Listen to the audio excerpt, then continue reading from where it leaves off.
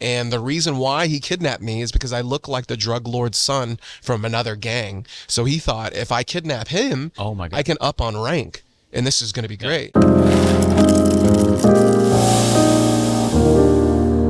right, hello and welcome to Long Story Short, a collection of side hustles, cool jobs, and interesting hobbies from your coffee shop regulars. My name is Eric Bush. I am the host of this podcast and the owner and head roaster for Long Story Coffee, where we are shooting this episode here today.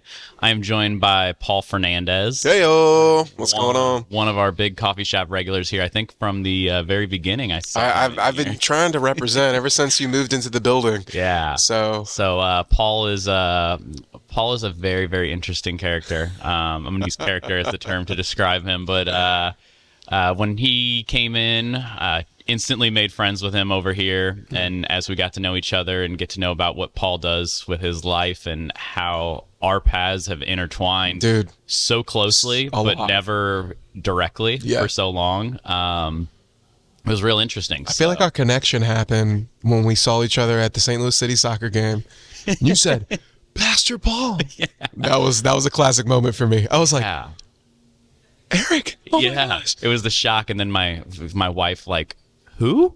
So that was a that was great. It was classic. Confusion on her face, but yeah. So I know Paul does some church service locally around here. I know our background in beer was a big crossing path here in craft beer world, but so we got coffee, beer, and soccer. Yeah, and church. Oh, church. Yeah, 4 things. Yeah. Wow. So we're destined to be best friends. I know we are. But to start off, kind of like going back in it, I know currently you have your own service. Yeah, so I'm a church planter. So what that means is I started a church from the ground up. And so I joined in with a network called Acts 29. Did some training during COVID. So this all kind of happened during COVID time where the world shut down and I was fundraising. So I'm asking people on Facebook, Instagram, having FaceTime meetings and raise money. We launched a church right after COVID was over, and we're right outside the YMCA, downtown Belleville. So we have services every Sunday at 9 a.m. Yeah. So, okay.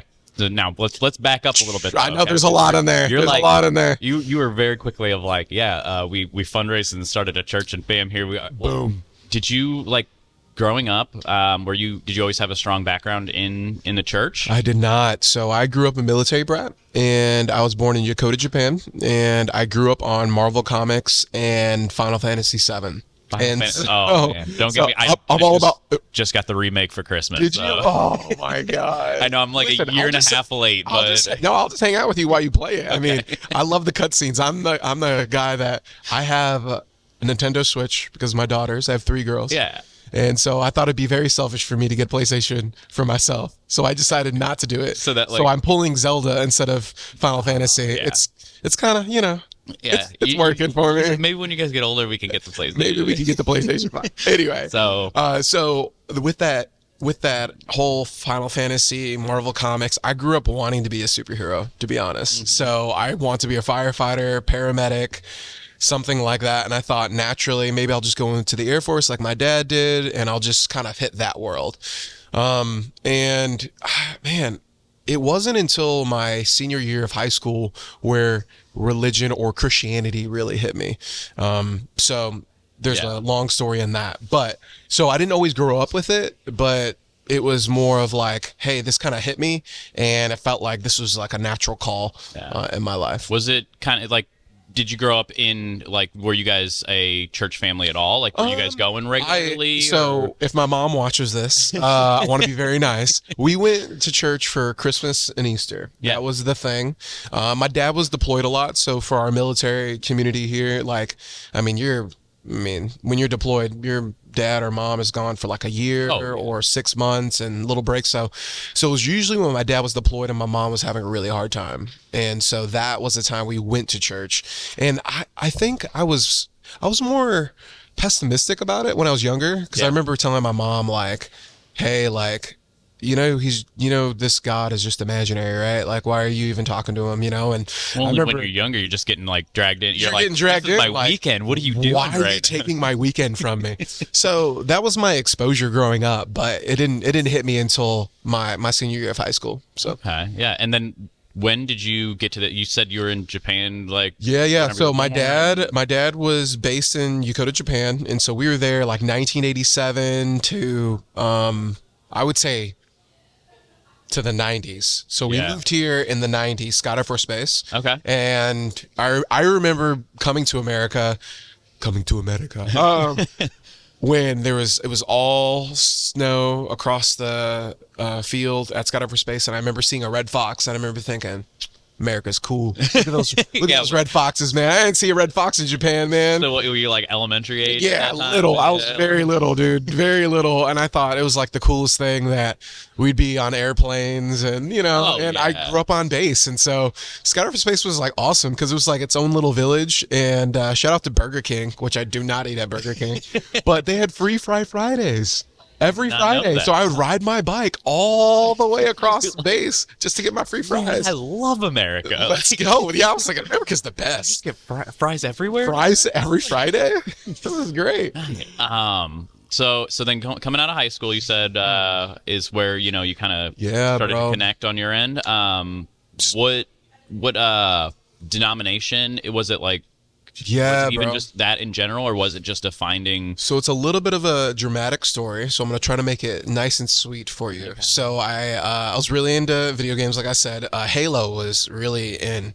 My parents were very much on to me for all the partying I was doing. I was the guy that had like Maxim magazines in my room and all the liquor bottles. Okay. And so my brother at the time was a UFC fighter. And so he fought for the UFC, and so there's a little level of popularity that was there. So access to like alcohol parties were very like easy and accessible. Older brother as well? Older brother, 10 years older than me. Oh, yeah. So very, very much easy access. So my parents were on to me because I didn't come home the night before Thanksgiving, and I came home for Thanksgiving, and my dad asked for the keys to my car, and I was like, but this is my car. Yeah. What do you mean? He's like, you do not pay the bills. And so I was this arrogant little punk, and me and him end up getting into a nice little wrestle match. Tussle wrestle match tussle.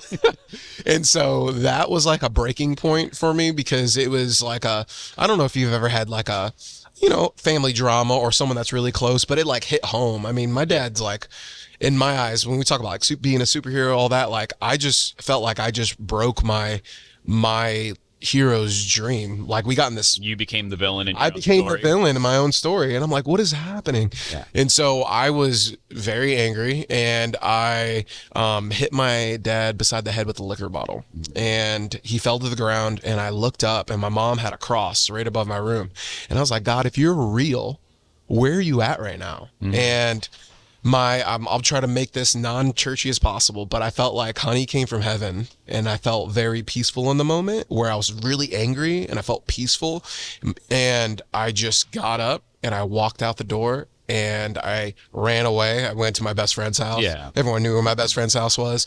And then I ended up going to church in Shiloh, to a non-denominational church. And the love and the care that I got from that church family changed me. I say that because everyone that I was around liked me because of my brother or the popularity that was associated with that. Yeah. So I played high school sports. There was that, being an athlete, and then my brother being an athlete. There was this like, what you can get out of me, but like there's no church people hanging out and cage fights. No, yeah. You know what I mean? They don't know about my brother. Yeah. And so that was like I felt love from this community where I was at my most vulnerable moment, and they didn't even like care to like, you don't do all these things. They just lovingly embraced me. And so that was like my gateway drug, so to speak, to Christianity. It was like, these people are loving me so radically. So that started what? That was late 2004. Okay. 2004 is when that happened. Yeah. You were. I was about, 17 years old. Yeah, man. a young Yeah, kid I was a there. young little whippersnapper. Wow. And what was crazy at the time is because I was really struggling with what I wanted to do in life, because I wasn't doing good in school. Like I had like a 1.7 GPA, which is really bad. D average, everybody. I was not turning in homework and assignments. I didn't know what my future was going to hold for me. And everyone like had this idea of like, when I get out of college, I'm going to be X. Yeah. And so I just did not have that. So it was, it was an interesting time in my life. That's for sure. That's a crazy origin story. I'm going to call it an origin story. Yeah, we can call it an origin story. We can stick with that. That's cool. Oh, man. We're going to keep with the superhero theme as Let's we go. keep it up. So, okay. So, that became, I guess, a factor in your life at that point. Where, once you got out of high school, what kind of career path did you move into? I mean, dude. I know that your thing right now, you said, was more recent in the last 3 to 4 years. So, what did you get into right out of school? So right out of high school, the natural thing to do in this town is you go to SWIC. I think this is the wisest thing to do. I mean, if you got money, you go to SIUE because you want to feel good about yourself by going to university. But if you're smart, you go to SWIC and you knock out those gen eds. So I was in my, I was going to be a I think it was fire science. Signed up for fire science, had EMTP class and a couple other classes at SWIC. So you started kind of going back in. I did. So I was ready. Like, even though I became a Christian in 2005, I still was like, this is the path. I think I want to be a firefighter, And I worked at TGI Fridays locally, and I just worked at UPS as well. So that's another side gig because my brother also his sponsorships with him fighting was UPS. What? And so UPS sponsors the UFC? No, not a UFC. Not the UFC. So my brother Cage fought. He didn't just fight for the UFC. Yeah. There's like other sects of like industries that also was trying to get on that world. So the UFCs, think of it like that organization that actually got to the top. So when you think like WWE, it's not just there's a bunch of other wrestling. There's other wrestling federations, right? Yeah. And so there was other like kickboxing, like cage fighting, where like man, I'm gonna date myself. Gecko, Ducati, UPS. There's a couple other industries that will like invest. Like Red Bull's really big on like investing into like all types of things. Like, but that one I can understand. Yeah. But man. In fighting, it's just like UPS is like we deliver. Like we're gonna deliver this fight to you. I don't even know if they still even do that. So, but I just remember like there's this huge connection with my brother because he was making his transition from cage fighting to being in the industry because he had a family. So it was like there's only so much you can do when you're fighting. Like that's a limited career path to go for. You can kind of see your trajectory early on of like, am I going to be at the top or is this going to be like 35 and you old? This is my hobby and I enjoy doing it until I can't. Just like Messi, he's like 35, 36. Yeah, I mean, he's ready for retirement. Yeah. So I was into those two gigs. So I had school and those two gigs, saving up money, processing life, and then I ended up talking to someone at a coffee shop. And they told me about this internship called YWAM, Youth with a Mission. And so long story short, it is a training organization that sends young people to the nations to bring love and hospitality to those around the nations. And so I learned about Jesus in Denver, Colorado, snowboarded, told people about Jesus. It was really fun, got trained up, and then they sent us to Mexico and they sent us to Brazil. And Brazil's a crazy story. But I'm going to stop right there. So that's where I started going. So I did my side hustles and then I heard about this internship and then I jumped into this internship. And so I let it all go. Yeah. And so I'll let you know this again. So I reconciled with my father. I reconciled with my family kind of, but once I quit UPS, that was the family orientation of, what the heck are you doing with your life? Because UPS at the time, I mean, we're talking $14 an hour. They don't do this now. It's like $10 an hour now. People are getting paid. It was $14 an hour back in the day. It was 401k, and then within your stocks. So you were like, carrier, a mail carrier? I was the guy that was in the forklift loading the trailer. So the LTL, the big tractor trailer. So I was that guy. So I didn't have that. I wanted to wear those good brown shorts. You know what I mean? Little shorts. Like the glamorous lifestyle of like walking around around delivering people's mail. I always thought there was a little bit of like it seems so nice to just be out in the world, out in, you know. That's what I was aiming for at UPS at the time. I was like, I just want to deliver. Like, this would be great. I can just enjoy the weather and drive around and have fun. Meet people. Like, exactly. So when I quit, it was devastating for those that were around me, because it didn't make sense, because it was, hey, like, what are you going to do with your life? I'm like, I don't know, but like, I really love Jesus and I want to spend time learning more about him. So I cut out serving tables, and I cut school, and then I cut UPS just to go to this internship. So you cut serving, but I do know that it came back around. Actually, I only cut serving for 6 months for that internship. Really? So I went to Brazil. I went to the Amazon in Brazil, Porto Velho, and then I went to Rio and had a couple, I know you're going to make me stop on this. I had a couple near-death experiences. And then when I got back, then I started serving. That's it? Yeah, just a couple. I mean, that's not bad. I mean, you know, that's normal people just have a couple of those. But okay. So yeah, let's rewind this. Near-death experiences. Like, so what is a couple two? I have two. Two good stories. Do you have more than that? No. I think we're good on this one. I think we'll end it after this. Are we allowed to talk about these? Are we good? Let me think about it. Yes, I can talk about this. So I was in Rio de Janeiro, and in Rio there are ghettos they're called favelas, and in favelas, basically the gangs own the favelas. Like, you don't just go in and claim territory, like the gangs own it. So you have young kids from like 10 to 30 holding AK-47, selling drugs, that kind of thing. And so we were helping with a music program and then like a building relief program.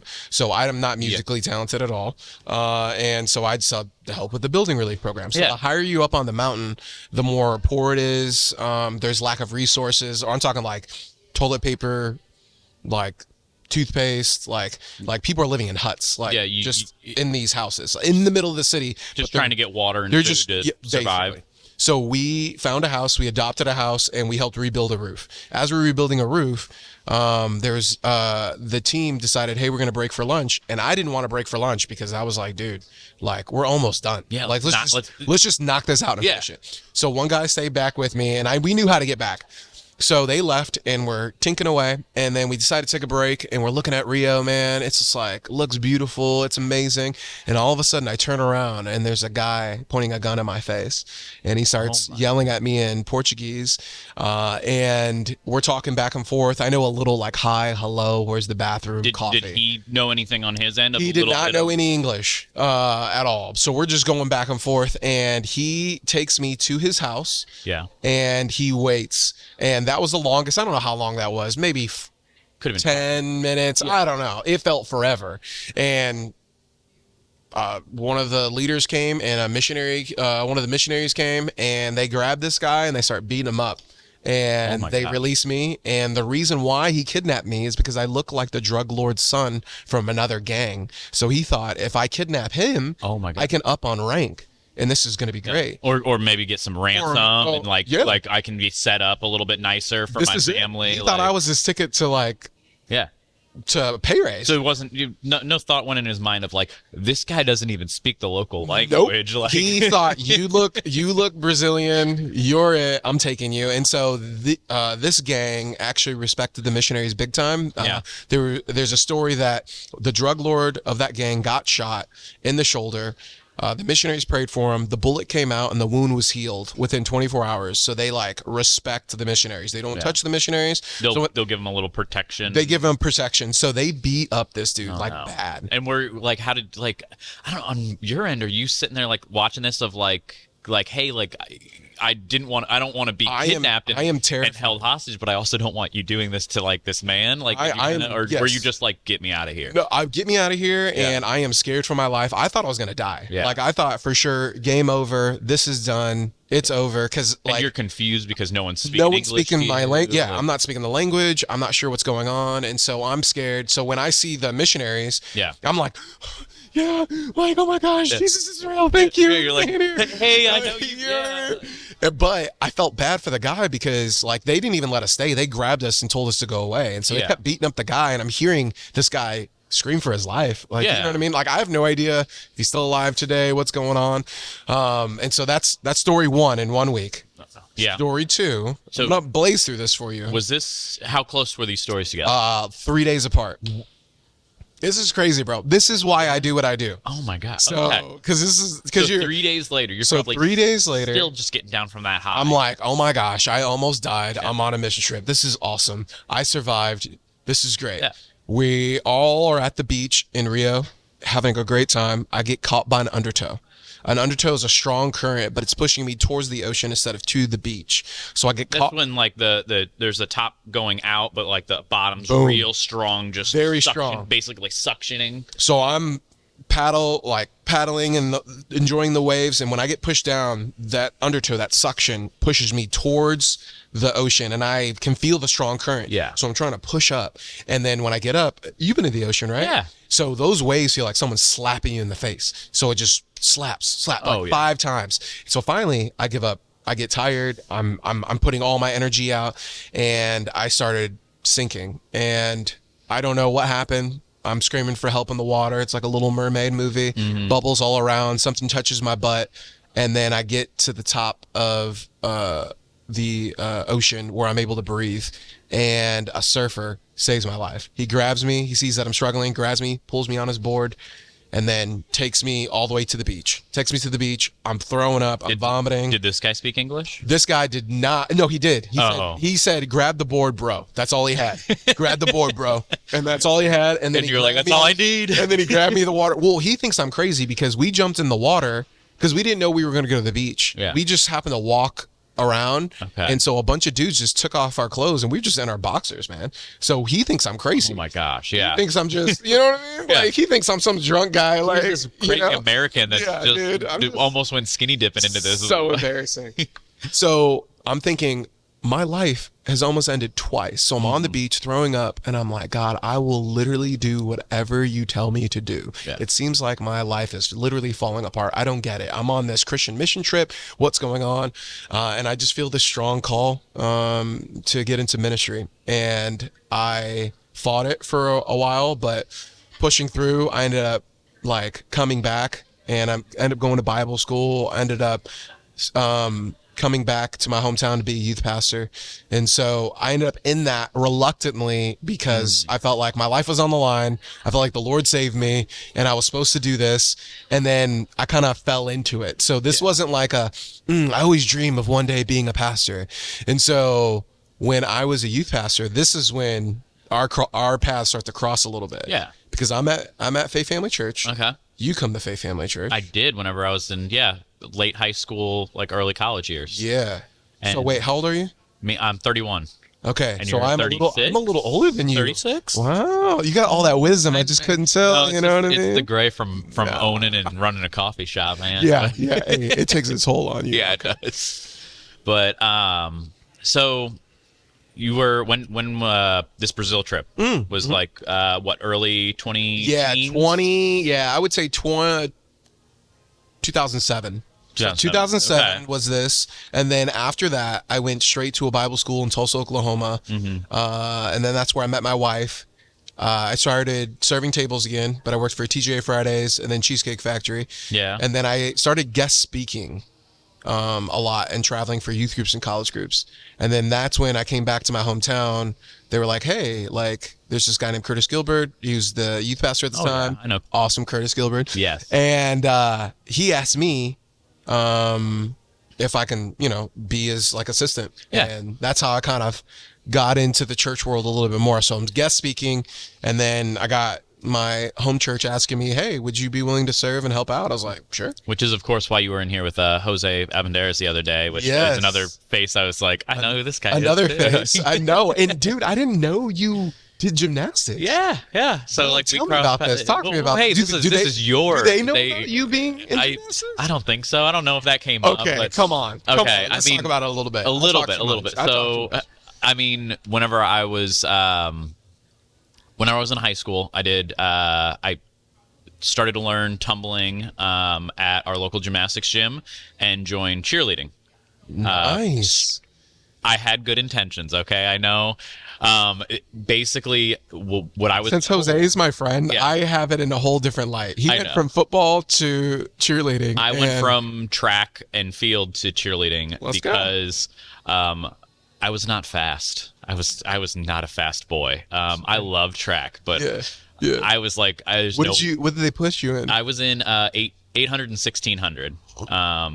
And yeah, but so I was looking for something else to do, and at the time, male cheerleading was pretty new. I mean, like you'd get them here and there, but like they were needed. A lot of people were looking for them. So I had some of the friends on the cheerleading team reach out to me, and they're like, "Hey, like we can teach you how to do backflips, and you can get a pretty easy scholarship. Like if you are just half competent, you have Let's just train you to be a ninja." Yeah, and so I went in and I started doing cheerleading late in high school and loved it. Continued to do it actually into early college. I went to UMSL and did cheerleading at UMSL as well. Yeah. Wow.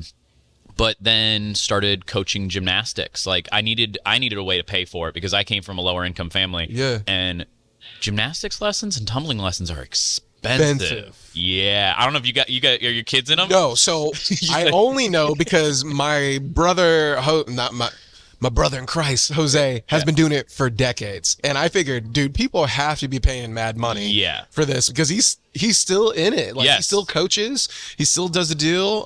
And I'm thinking, dang, but I see it. I have a friend that I work out with as well that I'm just seeing the world. I'm trying to avoid it as much as I can. But I got my oldest daughter. She will literally try to do flips and stuff like that in the living room. And she's watching YouTube right now. The power of YouTube is changing everything right now.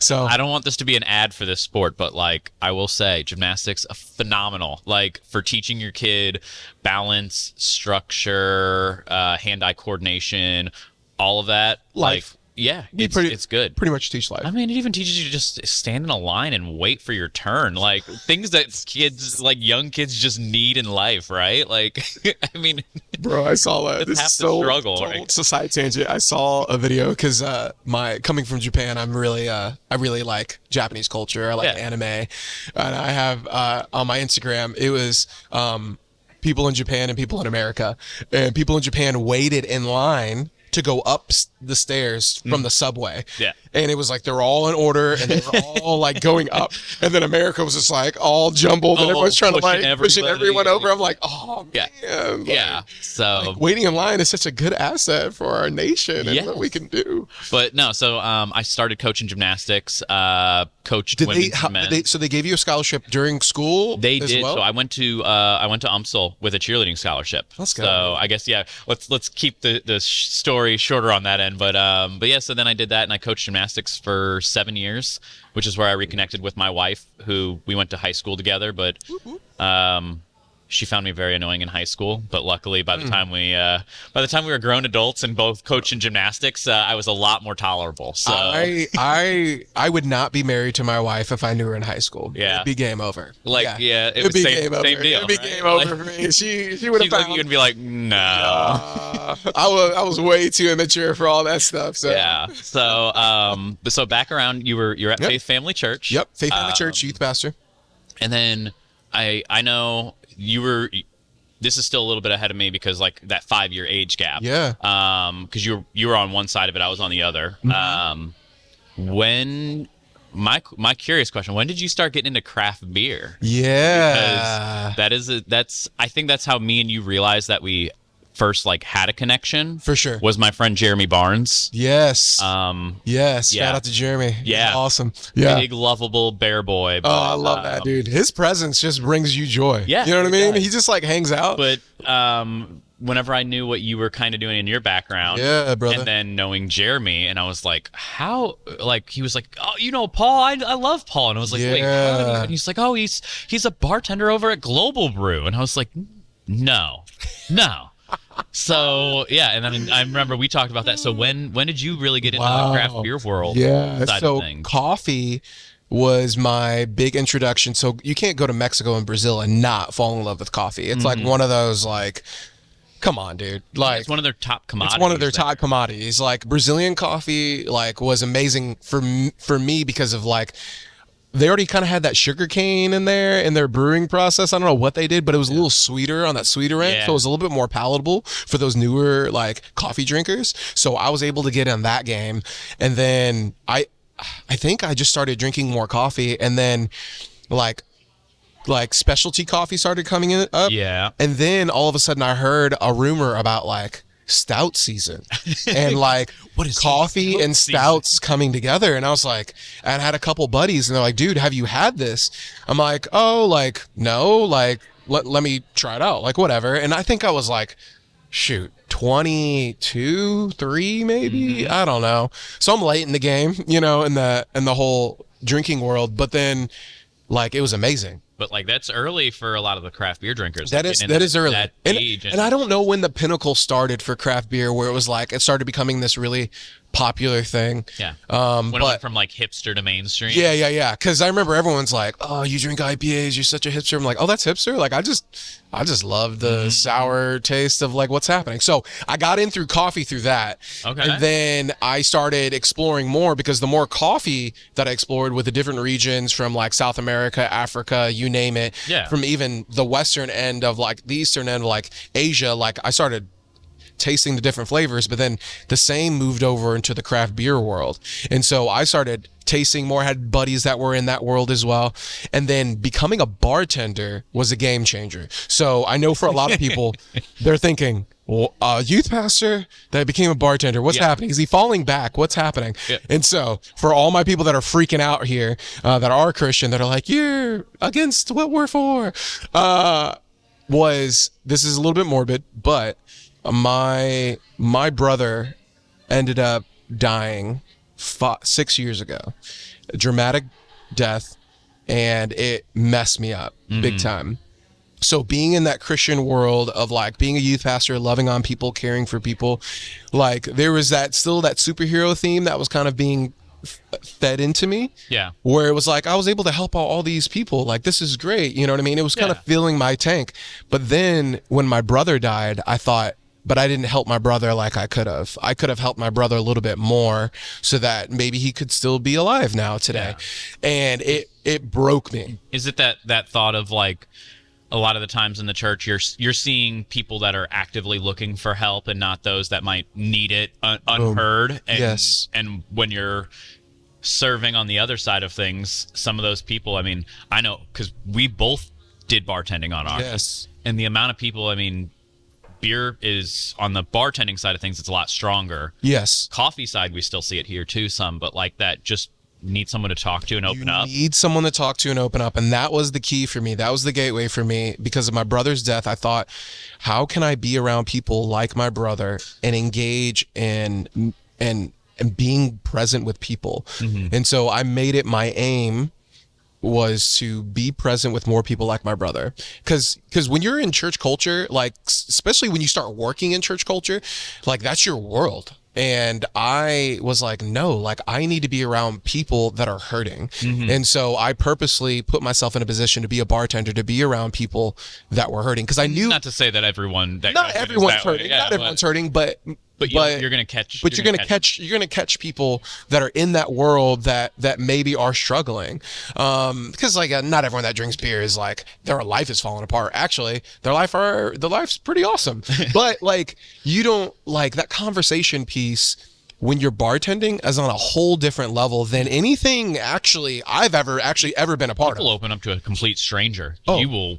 Oh, dude, I slide you a beer, dude. We're talking about death, life, and everything in politics, religion, everything in between. And I'm like, this is amazing. Yeah. And like, what do you like? I'm thinking, at least for the Christian world, like there's this stigma of because people abuse alcohol so much that it should be avoided, when really, if we're talking about loving people with the love of Jesus and caring and being present, I see no better place to be in than to serve beer to people in our community. Because if you want to know your community, you need to be present in your community. And so who's present in your community? Those that come to the bar, hang out, and that's it, man. And so that was kind of like my segue of like, okay, my brother's death, how do I be present with people who are like him, who are who are just living everyday life. And then at the same time, my coffee passion for craft beer came into play, and then I met Jake Koons, and then he started he still manages Global Brew,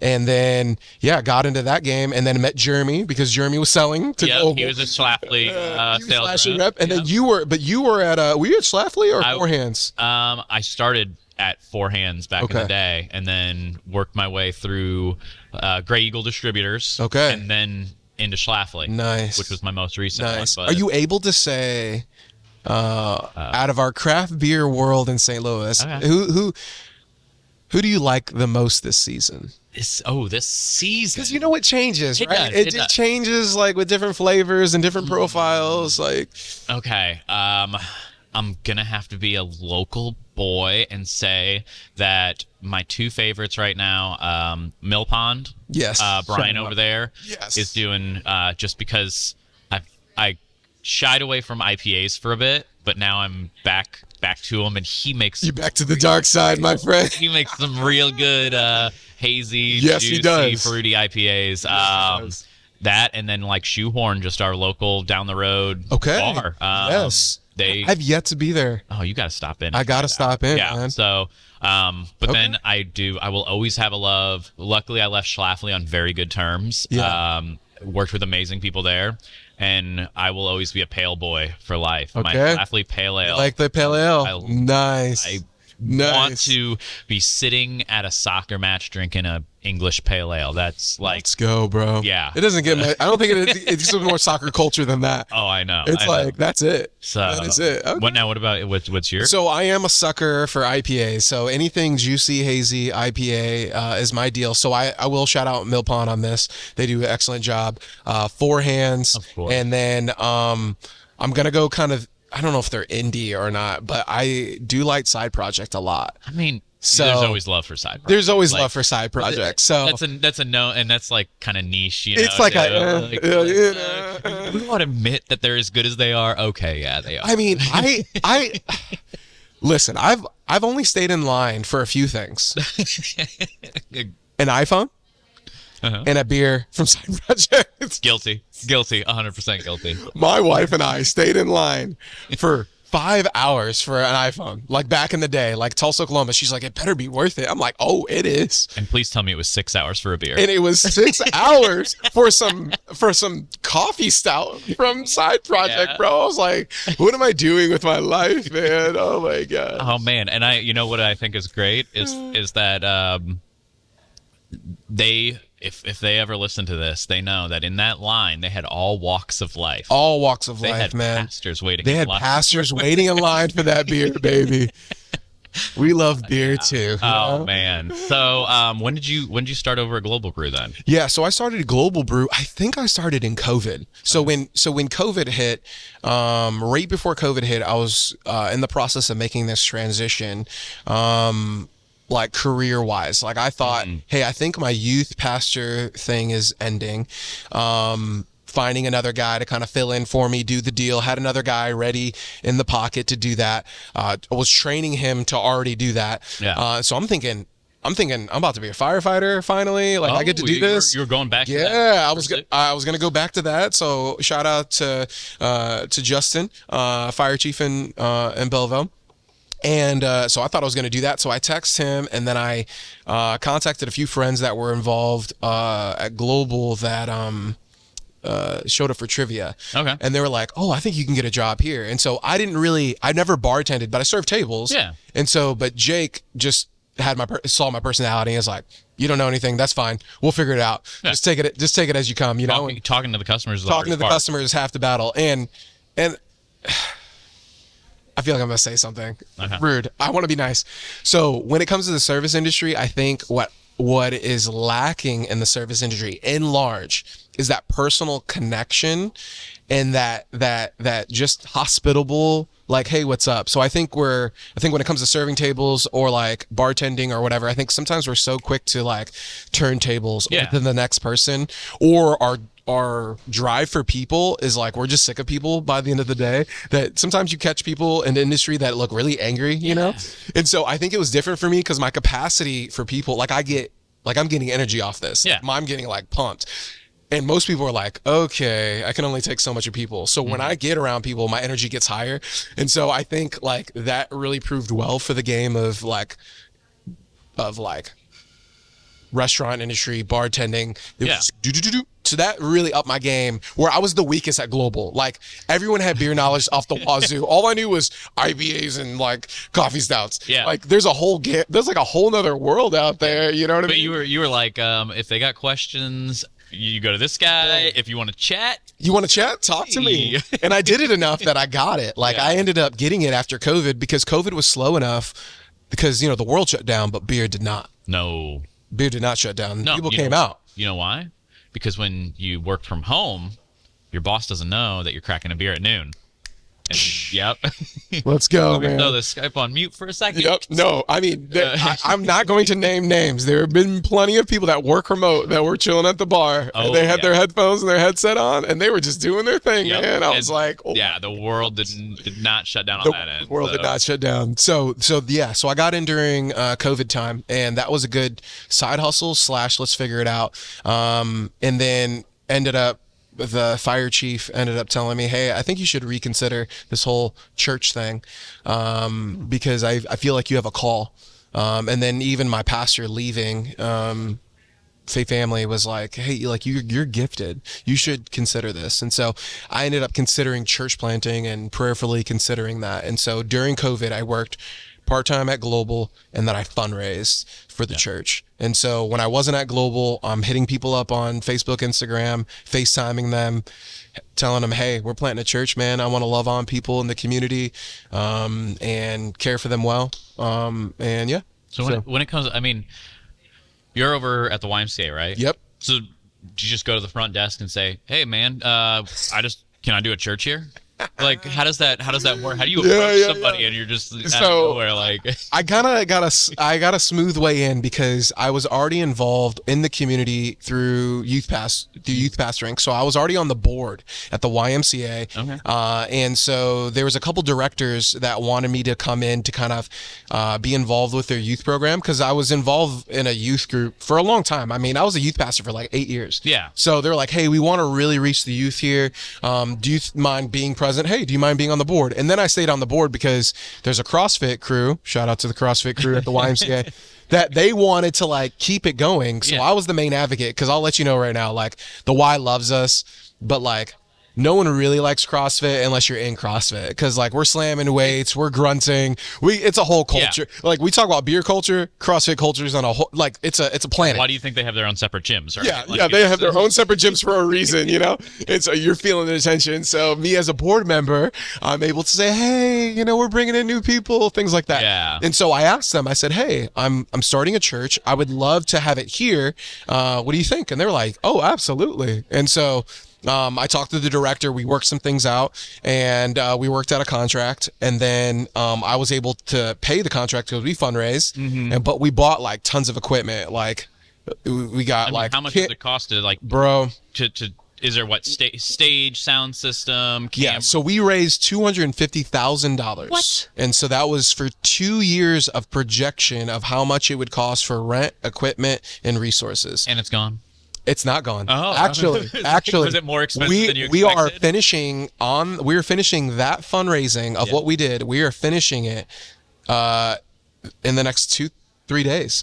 Like I fundraised for the next 2 years. I will say congratulations, dude. We did it, bro. I think that is monumental. I don't think anyone's ever on budget. Come on, ever. dude. And so I will say this about our church because we don't have a building now. Yeah. So we are a year ahead of where we want to be because we don't have a building. And because for you have a building, you have things that break down, you have to pay all that. I'm just renting.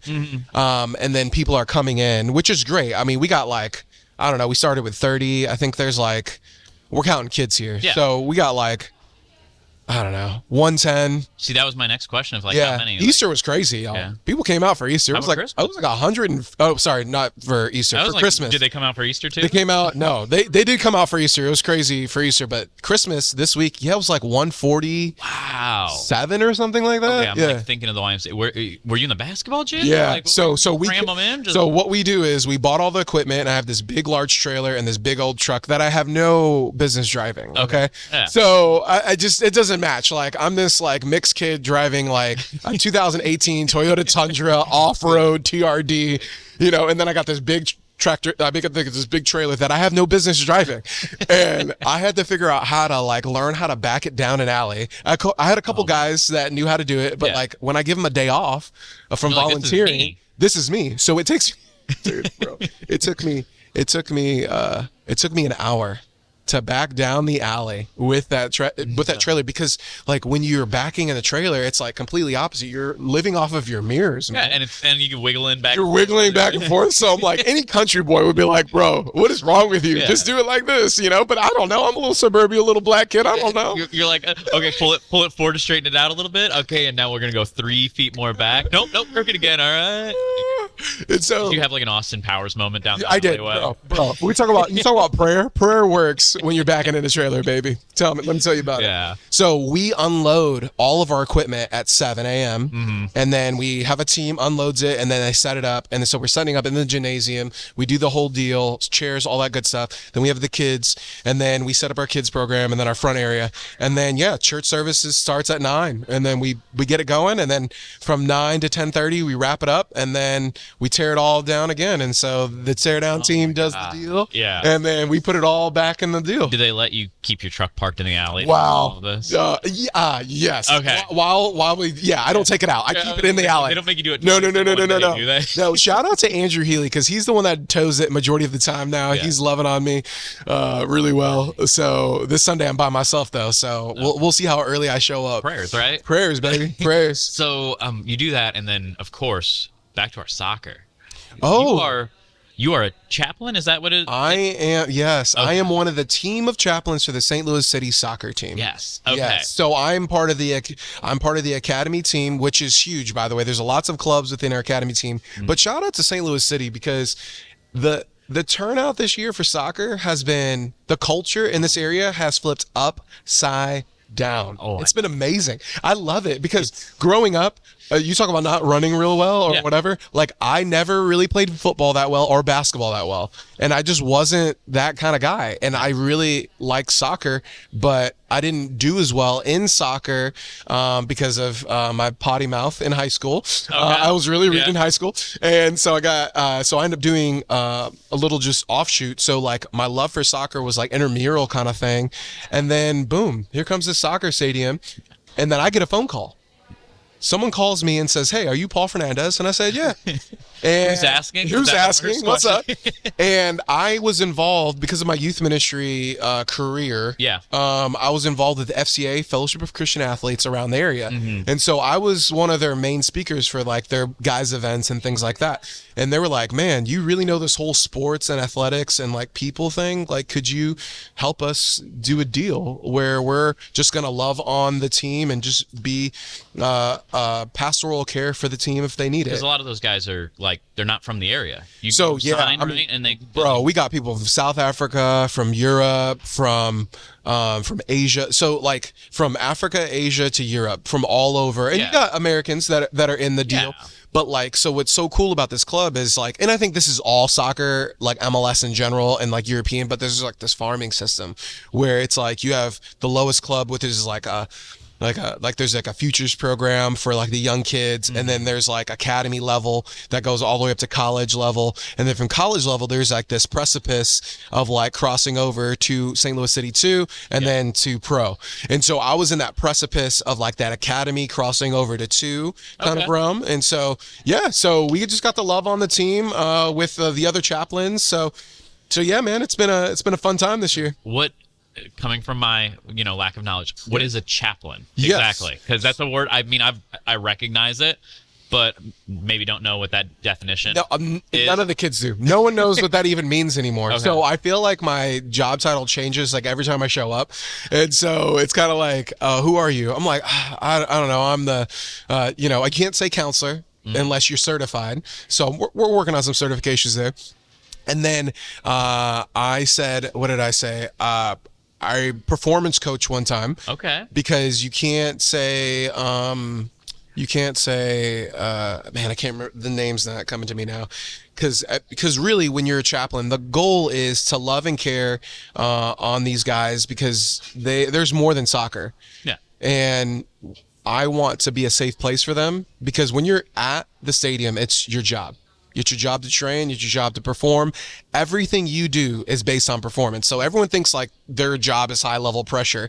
I don't think there's anything like being a professional athlete, where how you train, how your attitude is, how you are off the field, on the field, like everything's being scrutinized. Yeah. And then how you perform, your lifestyle. Yeah, and how you're viewed when you perform, when 28,000 people are looking at you. Yeah. So I am that safe place for people when they want to talk, chat, whether they're Christian or non-Christian, where they can vent, we can talk, we can chat. I've been there for players that have lost loved ones. And I've been there for players that are just struggling, where they're injured and they feel like their career is on the line, and they feel like, I don't know what I'm going to do. They're going to kick me off, and I'm able to like help them walk through that, help them mentally get back to a spot that's going to be wholesome for them.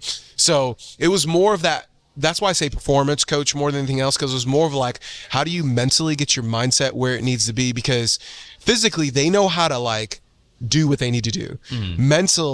The mental part of their job, and all of our jobs, is really key of like, how do we think about when stress and pressure hit? Because you're going to get stress and pressure no matter what job you're in. So how do we keep the right motive, the right mindset? There's going to be no perfect culture, no perfect pay. So it's like, okay, how do I put my heart and my mind where it needs to be?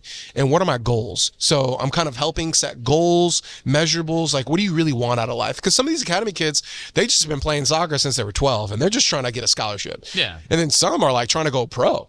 And so I am trying to help them figure it out, because I'm getting questions like, where should I go to school?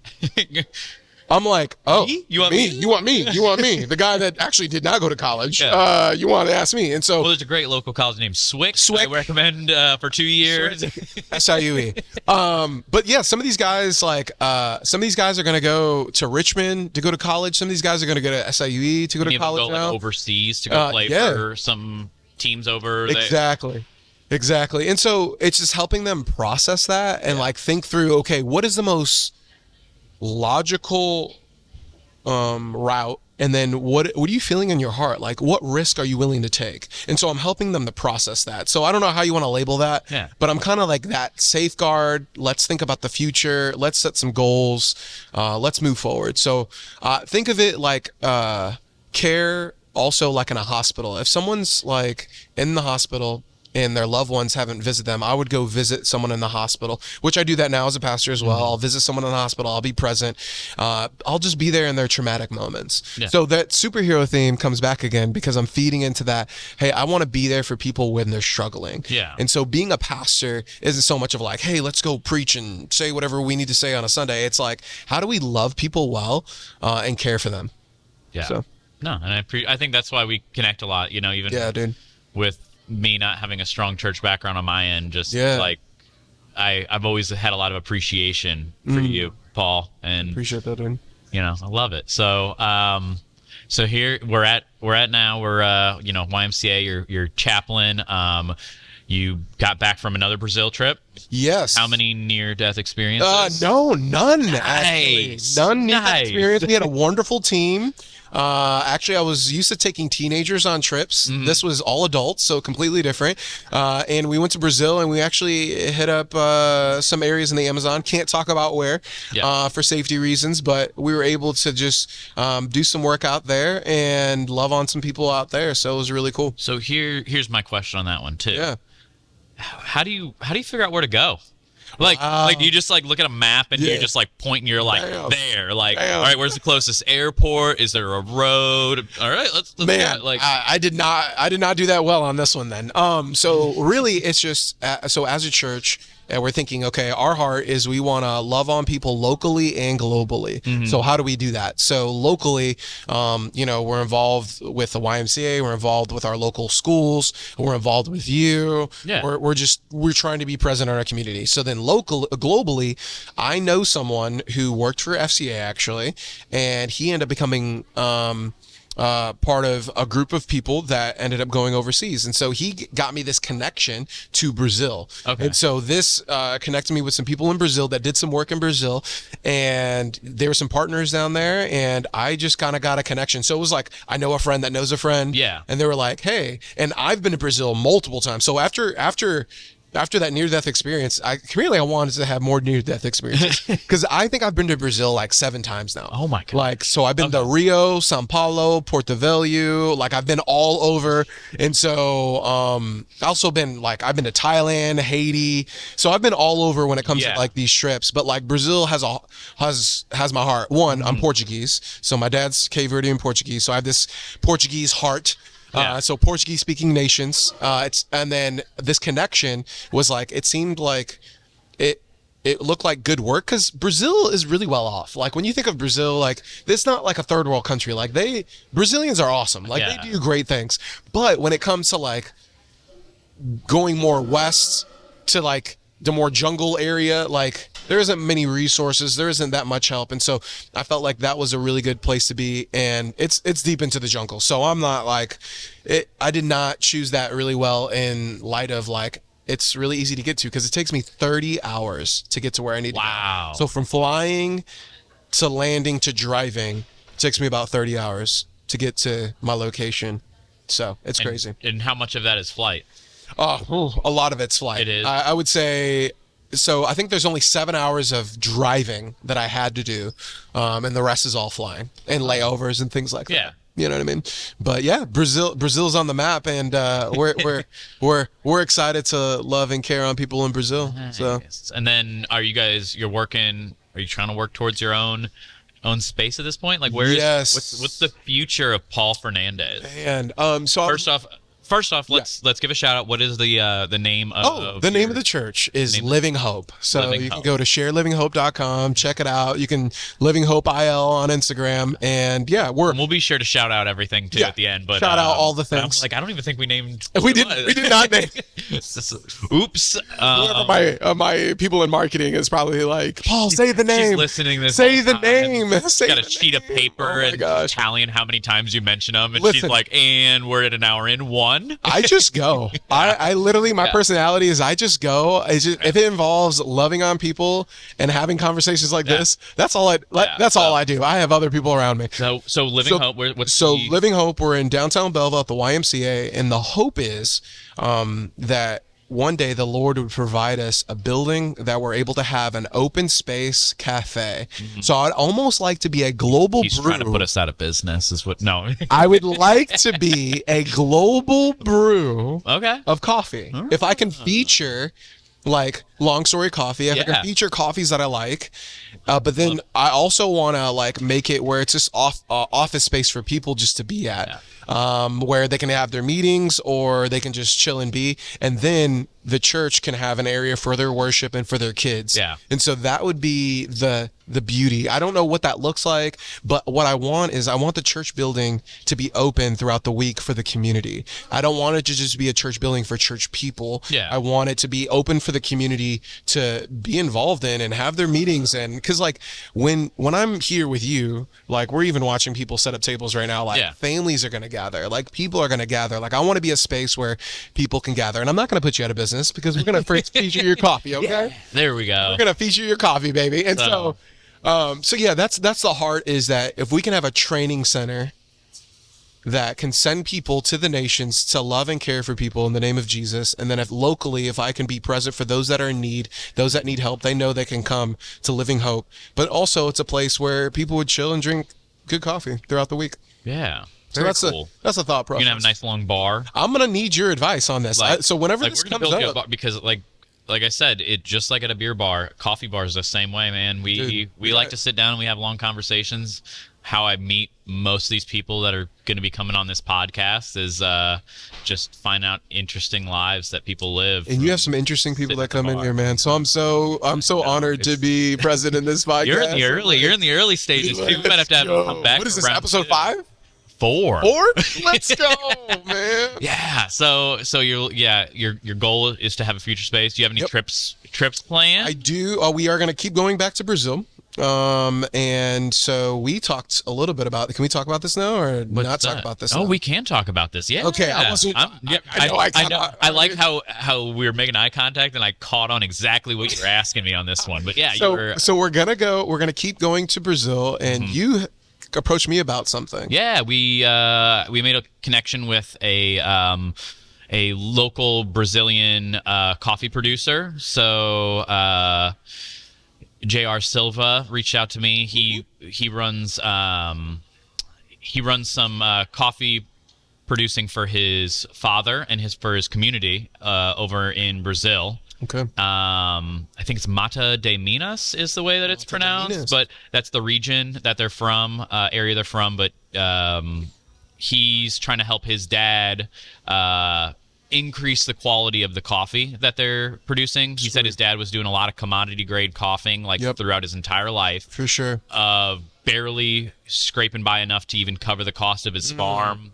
But it was a passion of his, along with a lot of people in the community, and they would just shove all the coffee together, sell it commodity grade to, turn into gas station or, cheap coffee. And he's really helping them build it now. He's showing them new farming processes. He's helping them get better equipment. He's teaching them how to, pluck only the ripest cherries and how to properly care for the trees. And we're gonna take a trip together. I think we need to take a trip together. I do. I know. I think this is get the film crew over here. Yeah. We'll just go. Oh, come on. So we're getting some coffee from them lately, and I approached you about if you were looking for any fundraising opportunities. Yeah. Because I was saying that we could probably do a private label coffee for you to help you guys raise funds, especially when I was hearing about your Brazil trips that you just got back from, and apparently your love for I didn't know it went this deep. There's a lot of love. There's a lot of love. Yeah.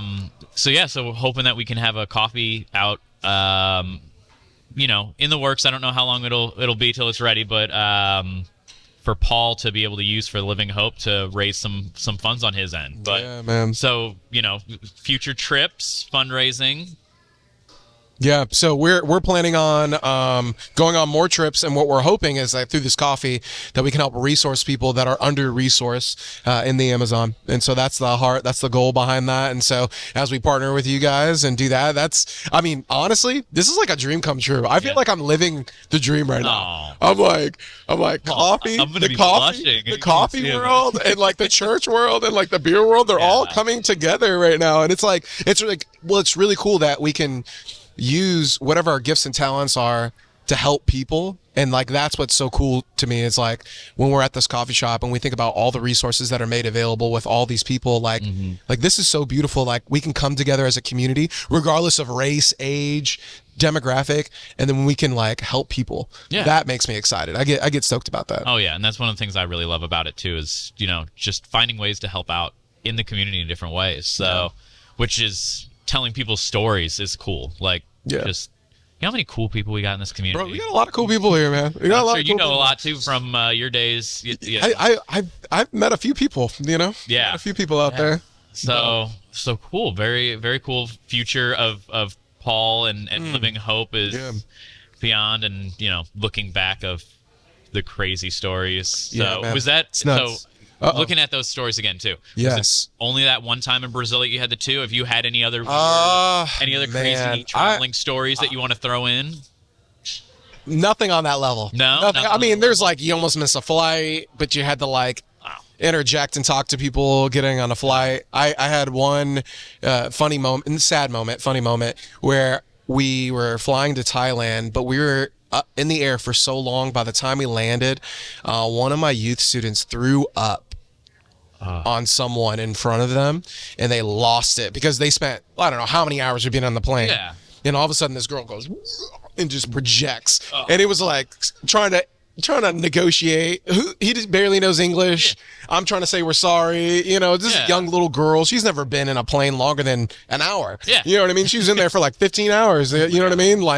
Just doing her thing, and poor little girl. It was stuff like that. That's the worst that you can think of. Yeah, but those experiences were very pivotal for me that I can remember off my head, because there's nothing been so traumatic and eye-opening. And I think that's what kind of brings me back to the whole why are you a pastor thing, is because my life was so traumatic in that moment. It was like that pivotal shift in life. It was just like, if I don't do this, like something bad's gonna happen to me. So I just need to go ahead on this. And it's been wonderful. I mean, you know, I'm sure I would have been great as a firefighter, but I love that I get to love and care on people in the community. And yeah, I love what I get to do. I never would have dreamed of being a pastor, but it's cool to see people get loved and cared for. And it's good to be with people in their really high peak moments. And so, yeah. What is on the opposite end of things, you know, your day to day, what's your least favorite thing though? Like about what you do? Like emails, everyone that's texting me, I can't keep up with them. Like I actually have I have a time every time on my calendar. So I try to break up my calendar. Let me pull back. Every week I try to process, okay, what's it going to look like? What are my quarterly goals? What am I aiming for? What am I wanting to achieve? How am I going to make myself better as a person, as a leader, as a father? As a husband, and then like, okay, for the organization, how can we move forward? And so I got some goals set out, and then my quarterly goals or my yearly goals go to my quarterly goals that go to my weekly goals. So then I kind of map it out. So I got like hour blocks that kind of go to that feed towards those goals. Is that kind of your, like the organization side thing is your least favorite? Because I'm not good at it. So I have to listen to podcasts. Amen. I have to. Amen. Siri has to tell me. My assistant has to tell me. My wife has to tell me. I have 3 people telling me what I have to do. Accountability buddies. Accountability buddies. And so, so I have to like walk through that. Yeah. So my least favorite is the administrative part and like keeping up with my messages. I love that people are reaching out, but like, emails are like so draining for me. It's like administratively working through, like I have a team that works through the budgeting stuff and organization, make sure we walk in integrity and we're walking well with funds and finances and all that other jazz. There'll probably be another person for like the building thing, because I'm not a building guy. I will cast vision for that mug, but you don't want me running a cafe. Have you not stepped on top of the roof and started nailing anything in? I have yet to do that. I'm a good helper. Yeah. Like if you're laying down flooring, I will help you lay down flooring. Yeah. If you're filming, I will help you set up, you know, because so like speaking of side gigs, I still do like a little DJing MC side gig. So we talk about Jose Alvarez. Yeah. So for weddings, he DJs for weddings and I'll MC them. So I can see it. I can see it. It's like, all right, everybody. So I'm just out there. So, but like, I'm like, I can wrap cables, right? I can unload and load a, deal. And so it's just things like that I'm like, anything administrative heavy is like hard for me, but there's a lot of studying involved and there's a lot of process involved, because what I didn't mention with the craziness of my life is that I'm going to seminary right now as well. Yeah. So I have a church, I'm going to seminary, and I'm a chaplain. So my life is just nasty. Is there something required? So this is the caveat. There's nothing required for this. I was asked, hey, Paul, what does it look like? What would help the church out in the future? I said, well, if I'm going to do this long term, which I didn't know I was going to do long term. Yeah. But when you start a church, it's kind of like looking at the what ifs of like what possible routes could happen. Possible routes. So the church starting or the church planting was like, you're doing this, bro. Yeah. So if I'm doing this, then I need to learn more. And so I got hooked up with a seminary called Grimke Seminary in Richmond, Virginia. And I do online classes and I show up for intensives. Yeah. So they give me tons of reading that I can barely keep up with. And so I rock that out. So my schedule involves church stuff, seminary stuff, and then chaplaincy stuff. And then husband, MC. Pastor, guest bartender, guest whatever. Yeah, so it's all over the place. What's on the opposite? Like, what is your favorite thing? Like, when what brings the biggest joy to your life? Like this single thing, right here, having conversations and meeting people, whether it's at your coffee shop or if I'm at Global, like those conversations light me up. I enjoy preaching on Sundays. That's fun. I enjoy trips. So those trips are actually that sounds really taxing for people, but I love adventure. Like if we go travel somewhere and we have like 3 things in our book bag, that's fun for me. Let's figure this out in a foreign language, and do you know any more Portuguese now? I know Oi. which is hi. Como vai você? How are you? Kuliasansa, excuse me. Que horas são is time, but that's all I got. Nothing like I'm innocent. Please let me go. Please. Nothing like that. I should probably work on that next time. I should probably work on the that. church, like any of those phrases. No. I'm a Christian. I should probably learn Jesus loves you in Portuguese. That'd be great. That'd be a good one. So, but yeah, so I enjoy that, and for fun, I like to work out. So I think that's my really big joy is like just being with people. I think that is what brings me joy. Awesome. So. Very cool. Well, Paul, I appreciate you so much coming sitting down. Yes, sir. At the end of this, as we're wrapping up, anything you want to shout out? Like you got, the you got shout your out. 5 minutes. You know, All right. let's shout it out for shout everybody. Shout out. Living Hope Church. Share livinghope.com or Living Hope IL on Instagram, and then you can come check us out every Sunday at 9 a.m. We also have a midweek gathering. You can check us out. We have Wednesday and a Thursday midweek gathering. Man, we're just breaking bread, eating, hanging out. Sorry, what's cool about this group is that we got to host Ukrainian refugees, bro, and provide free meals for them. Wow. Cool. Anyway, wow. We're moving on. And so we got that. And then, I will shout out my seminary because for those that maybe are wanting to maybe get into the ministry, I think getting training is awesome. And so grimkey.org would be a shout out. And then I don't know what else to shout out. I think that's it. Anybody personally? I do want to shout out Curtis Gilbert, Jose Alvarez, and Andrew Healy. I want to shout out those guys. Those guys have poured into me in some unimaginable ways that have led me to where I am. I'm sure there's a lot more. Yeah. Jake Coons. Thank you, Jake Coons. Jeremy. Let's say Jeremy again. You know what I mean? He's going to get enough He attention. gets all He doesn't need any more attention. He gets all the attention. I love Jeremy, man. He's awesome. So, yeah, man. And let's shout out Eric for LongStory Coffee, providing a safe place for us to drink coffee, hang out, have good conversations like this, man. I love you, dude. I appreciate your hard work to navigate. That's why, like, I'm wondering in any of these podcasts, have we actually had the opposite? We probably need to we did our first one. Did we? We need an updated one because I think we need to break this down, buddy. Yeah. We need the heart of the owner because, like, from Schlafly to like, where did the coffee thing come in? And then from coffee to being an O'Fallon Market to buying a building to construction, being a manager. Anyway, there's a lot of things. So shout out to you. Thank for you, fighting through. So, but no, we will definitely be sure to link everything for you. Link. Whenever you pop this up, whether it's YouTube or any of the podcast channels that you're looking at, we will have links for all of your shout outs, everything that you need. If you want to find more out about Paul, best way to find Paul, is to hunt him down at church or Paul @_Fernandes. That's on Instagram. And then we do have a podcast, actually. My wife and I have a podcast, so we break down the sermon. So there's a lot of things that don't make the sermon, and so she kind of teases it apart. I talk and interject in the midst of that, and so you could check us out. It's at Share Living Hope, so you can check that out on YouTube. Just type in Share Living Hope on YouTube, and then you'll see our video podcast on there, which is produced by Jose Alvarez. So check it out. Yeah. And of course, you can always find him roaming around the coffee shop. You will always find me in the coffee shop, the random guy that's always buying people coffee. So yeah, if you want coffee, come talk to me. Yeah, there we go. Love to buy you coffee. But no, appreciate it, Paul, and thanks for being on. Appreciate it, bro. Thank you.